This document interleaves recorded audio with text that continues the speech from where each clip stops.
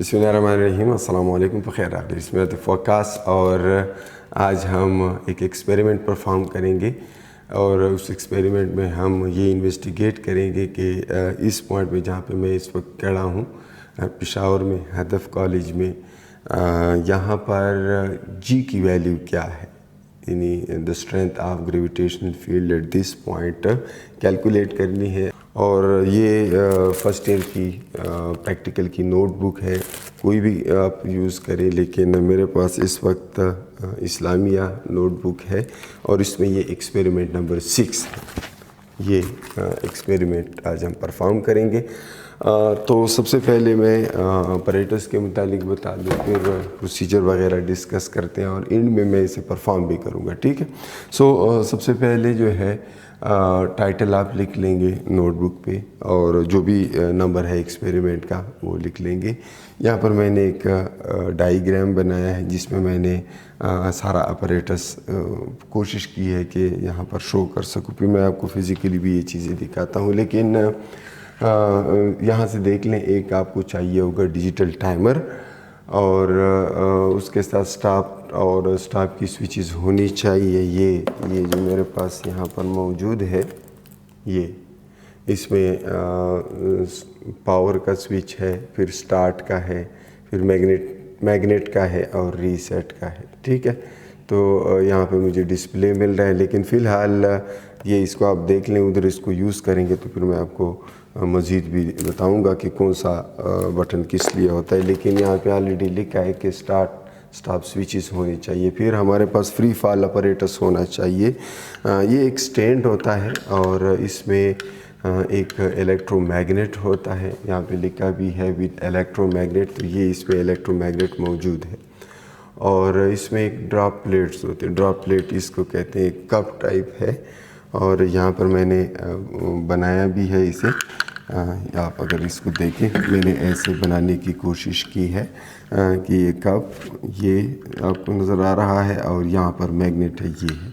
और मैग्नेट से आपको देखें एक वायर गई हुई नज़र आ रही है, ये वायर यहाँ से गई है और इसको वो जो अभी मैंने आपको दिखाया उस बॉक्स में, ये इसमें इसके लिए अलग एक जगह है।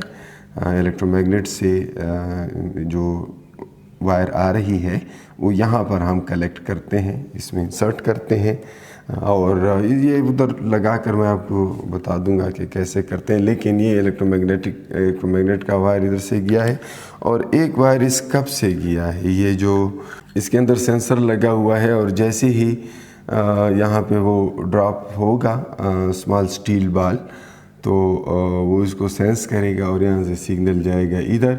यहाँ पर इसके अंदर गेट स्विच के लिए भी एक सॉकेट मौजूद है, तो इसको आप यहाँ पे कनेक्ट करते हैं, ठीक है। और फिर काउंटर पे हमें रीडिंग मिलती है, बाकी उधर जब एक्सपेरिमेंट परफॉर्म करेंगे आपको पता चलेगा।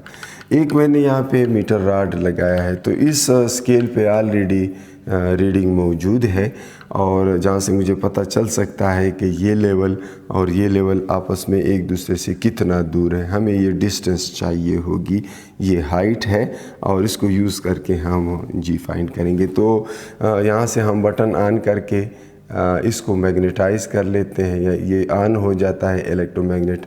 फिर हमारे पास स्टील बॉल होता है, यहाँ पर इसमें मौजूद है स्टील बॉल, तो वो इसके साथ हम कनेक्ट कर लेते हैं और ये यहाँ पे चिपक जाता है because of its magnetic field. और फिर जैसे ही हम उधर काउंटर पे बटन ऑन करते हैं, ये क्या हो जाता है, वहाँ से ड्रॉप होता है और जैसे ही ड्रॉप होता है साथ में टाइम स्टार्ट हो चुका होता है, तो जैसे ही उस पर पड़ता है सेंसर वहाँ पे सिग्नल दे देता है और काउंटर स्टॉप हो जाता है और हमें टाइम ऑफ ड्रॉप मिल जाता है। जो टाइम हमें मिल जाता है वही टाइम हम यूज़ करके इस एक्सपेरिमेंट को परफॉर्म करते हैं और इसकी कैलकुलेशन वगैरह करते हैं। बहरहाल उम्मीद है आपको ये प्रोसेस थोड़ा बहुत समझ आ गया होगा। मज़ीद इसमें ये है कि जब हम परफॉर्म करेंगे आप ये सारा प्रोसेस देख भी लेंगे। थ्योरी में मैंने सेकेंड इक्वेशन ऑफ काइनेमेटिक्स लिखी है, वेरी सिंपल। बिकॉज़ आप 9th में भी पढ़ चुके हैं, अभी फर्स्ट ईयर में भी पढ़ चुके हैं। तो एस जो है ये डिस्टेंस है, तो ये वाली जो हाइट होगी इन दो लेवल्स के दरमियान की हाइट, इसको मैं एच कहूँगा। और दूसरा ये है कि टाइम इधर से मुझे पता चलेगा जैसे ही ड्रॉप होगा, तो टाइम टी है और ए जी है, जी ही तो फाइंड करनी है। तो फिर इस इक्वेशन में पुटेंगे वी आई इसलिए ज़ीरो है कि इसको हम रेस्ट से रिलीज़ करेंगे।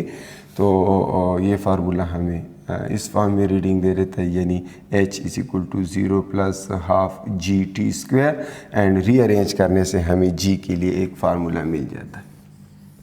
अब हमें क्या चाहिए, हमें h की वैल्यू चाहिए और हमें टाइम की वैल्यू चाहिए। सबसे पहले आप इसकी हाइट h1 रख लें और उसके लिए टाइम लगेगा t1, फिर आप दूसरी हाइट रख लें h2, इसके लिए टाइम लगेगा t2, तीसरी हाइट आप चूज़ कर लें h3 और उसके लिए टाइम लगेगा t3, और इन सब के लिए करस्पॉन्डिंग g की वैल्यू आएगी। ज़ाहिर है जब आप ये h1 और t1 की वैल्यूज़ पुट करेंगे तो यहाँ से g की वैल्यू आएगी, एक को g1 कह दें, एक को g2 कह दें, एक को g3 कह दें, और ये तीनों आपको मिल जाएंगी। तो एंड में आपने क्या करना है, उन सब का एवरेज ले लेना है, g1 plus g2 plus g3, और उसको 3 पे डिवाइड कर दें, या 4 दफ़ा लिया है या 5 दफ़ा लिया, जितनी ज़्यादा रीडिंग लें उतनी गलती के चांसेस कम होंगे, गलती कम होती जाएगी। तो ये तो इसकी रीडिंग हो जाएगी। फिर अगर आपको इसके अंदर अनसर्टेनिटी भी इंडिकेट करनी है, बिकॉज़ ज़ाहिर है जब आप रीडिंग लेते हैं तो कुछ ना कुछ अनसर्टेनिटी उसमें मौजूद होती है। तो अनसर्टेनिटी के लिए आपने ये करना है कि फार्मूला को देखें, उसमें h/t² परसेंटेज अनसर्टेनिटी का फार्मूला यूज़ करेंगे, बिकॉज़ प्रोडक्ट और कोशेंट में हम ये रूल यूज़ करते हैं।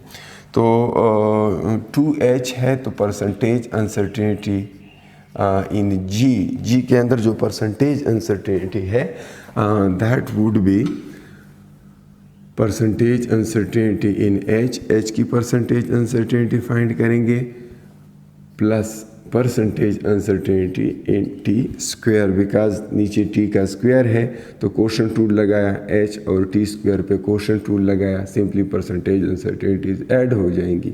लेकिन स्क्वायर को मज़ीद सिंप्लीफाई करना है तो पावर रूल लगेगा, power is simply multiplied to the percentage uncertainty. And अब h की परसेंटेज अनसर्टेनिटी क्या है, इसके लिए हमें क्या करना है, लीस्ट काउंट डिवाइडेड बाय, या लीस्ट काउंट इसी को हम एब्सोल्यूट अनसर्टेनिटी भी कहते हैं। तो least count divided by h, जो वैल्यू हमने h की कैलकुलेट की है वो मल्टीप्लाइड विद 100%, ये h के लिए हो जाएगा, plus 2 multiplied with least count of stop watch जो आपने यूज़ किया है या जो उस मीटर रॉड में लगा है, उसके लीस्ट काउंट को उस टाइम के ऊपर डिवाइड करेंगे जो आपने कैलकुलेट किया है, इस तरीके से। और इसको फिर 100 से भी मल्टीप्लाई करना है, तो ये भी आपको मालूम है।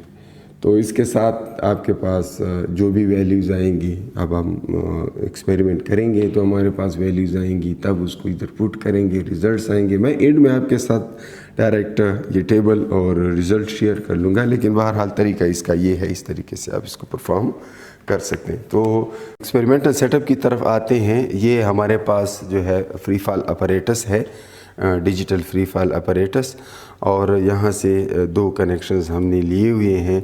इसको अगर आप देखें, एक के साथ मैग्नेटाइज लिखा हुआ है, यहाँ से जो कनेक्शन मैंने लिया है ये यहाँ से गया है जनाब इस इलेक्ट्रोमैग्नेट के पास, जो कि पहले मैं ऑलरेडी आपको बता चुका हूँ, ये इलेक्ट्रोमैग्नेट है और इसके अंदर एक कायल मौजूद है बिल्कुल अंदर ही, और उसमें जब इलेक्ट्रिसिटी होती है तो एक मैग्नेट की तरह बिहेव करेगा, और ये कब मैग्नेटाइज होगा इसके लिए इस फ्री फॉल अपरेटस के अंदर जो है एक बटन लगा हुआ है। यहाँ पे अगर आप देखें ये मैग्नेट का बटन है। तो जब मैं ये बटन ऑन करूँगा तो ये जो है मैग्नेटाइज हो जाएगा, ठीक है। और जब ये मैग्नेटाइज होगा तो इस बाल को, स्टील के बाल को ये क्या करेगा, ये इसको पकड़ लेगा और इसके साथ चिमट जाएगा। अच्छा, इसका मकसद क्या है? इसका मकसद ये है कि मुझे यहाँ से इस ड्रॉप प्लेट तक का डिस्टेंस चाहिए। इस ड्रॉप प्लेट को अगर आप अंदर से देखें तो इसमें भी एक सेंसर लगा हुआ है, और जैसे ही ये स्टील बाल उस पर लगेगा वो यहाँ से साउंड प्रोड्यूस होगा, और ये सिग्नल इस कनेक्टिंग केबल के ज़रिए, इस केबल के ज़रिए ये इसी ऑपरेटर्स के पास आई है। ये देखें यहाँ पे लिखा हुआ है गेट स्विच, तो ये सिग्नल यहाँ पे पहुँच जाता है। तो जैसे ही ये बाल उस ड्रॉप प्लेट में गिरता है तो वो सिग्नल यहाँ पे पहुँच जाता है, और यहाँ पर जो इलेक्ट्रॉनिक स्टॉपर टाइमर जो है वो शुरू हो चुका था, वो स्टॉप हो जाता है, ठीक है। अब आप इसको देखें कि जब मैं इसको कनेक्शन दे देता हूँ, यहाँ से मैं इसको ऑन कर लेता हूँ, तो अगर आप इस मीटर की रीडिंग देखें, ये फ़िलहाल 0 रीडिंग दे रहा है, ठीक है। और फिर मैं क्या करता हूँ, यहाँ पर स्टार्ट का बटन भी है, ये पावर का बटन है, ऑन ऑफ के लिए है, ये स्टार्ट करने के लिए है, ये मैग्नेटाइज करने के लिए जैसे कि पहले मैंने कहा, और ये पुरानी रीडिंग को ख़त्म करने के लिए, इसको रीसेट करने के लिए, ठीक है। अब मैं सबसे पहला काम क्या करूँगा, इसको मैग्नेटाइज कर लेता हूँ। ये जनाब मैंने मैग्नेटाइज किया, यहाँ पर डैश नज़र आ रहे हैं, और मैग्नेटाइज करने के बाद मैं ये स्टील बाल यहाँ पर चिपकाऊँगा। आप अगर देख सकें ये नीचे से चिपक गया है, क्यों? क्योंकि उधर मैंने बटन ऑन किया, यहाँ पर इलेक्ट्रिसिटी की वजह से ये इलेक्ट्रोमैग्नेट बन गया, और जिसकी वजह से ये स्टील बाल यहाँ पे चिपक गया है। अब मैं क्या करूँगा, दोबारा अगर आप इस ऑपरेटर्स को देखें, यहाँ पर अब मैं रीसेट का बटन दबाऊँगा, यहाँ पे 2 ज़ीरोज़ आपको नज़र आ रहे हैं। यहाँ पर मैं जैसे ही स्टार्ट का बटन दबाऊँगा, क्या होगा, इस कनेक्शन की वजह से यहाँ पे सिग्नल पहुंच जाएगा, और स्टार्ट के साथ ही यहाँ से इलेक्ट्रिसिटी ख़त्म हो जाएगी, और ये डीमैग्नेटाइज हो जाएगा। ये डीमैग्नेटाइज होगा तो ये बाल जो है नीचे ड्रॉप होगा, और नीचे ड्रॉप होगा जैसे ही इस बास्केट में गिरेगा, यानी इस ड्रॉप प्लेट में गिरेगा, यहाँ पर आपको ऑटोमेटिकली सिग्नल मिलेगा। तो इसको हम ऑन करते हैं, मैं स्टार्ट का बटन दबाता हूँ, और आप मीटर को फिर देखें,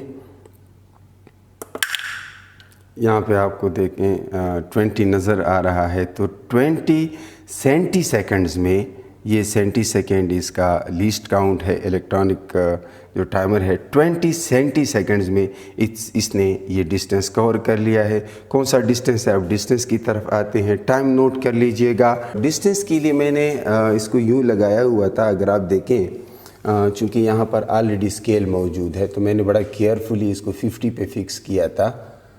यहाँ थोड़ा बहुत आपको दिखा सकूं, 50 पे मैंने इसको सेट किया था, और यहाँ पे नीचे जो प्लेट का बेस है वो 69 पे फिक्स हुआ है।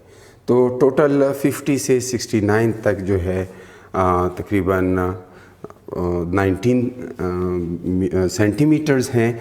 तो हाइट हमारे पास आ जाती है 19 सेंटीमीटर्स, और डिस्टेंस जो है क्या कहते हैं, टाइम जो हमने इसके लिए नोट किया था वो 20 सेंटी सेकंड्स था।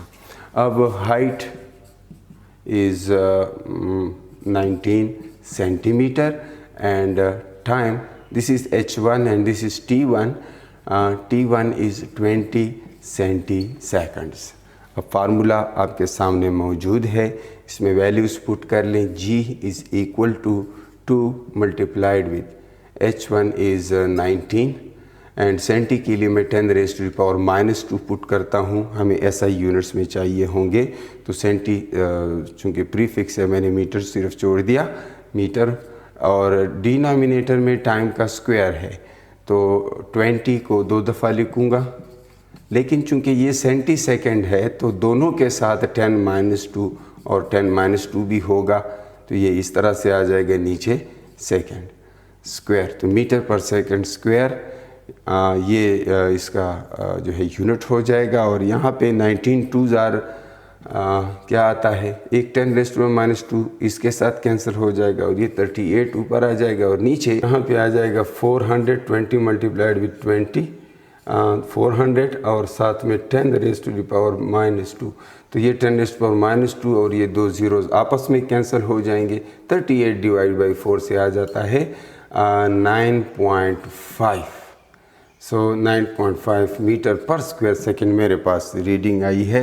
लेकिन याद रहे ये G1 है, एक दफ़ा मैंने कैलकुलेट किया, अब दूसरी दफ़ा मैं कैलकुलेट करूँगा, फिर तीसरी दफ़ा कैलकुलेट करूँगा। जितना यहाँ पे चूँकि ऑलरेडी मैंने आपको बताया था कि H1 के लिए करस्पॉन्डिंग टाइम T1 होगा और उसके लिए जो वैल्यू हम लेंगे वो G1 होगी। तो ये एक हो गया है। इसी तरह ये रिपीट कर दें 2-3 रीडिंग्स के लिए और तीनों को जब आप कैलकुलेट कर लें, तीनों से एक वैल्यू आ जाएगी, फाइनली उसका एवरेज ले लें, वो आपके पास G की वैल्यू होगी।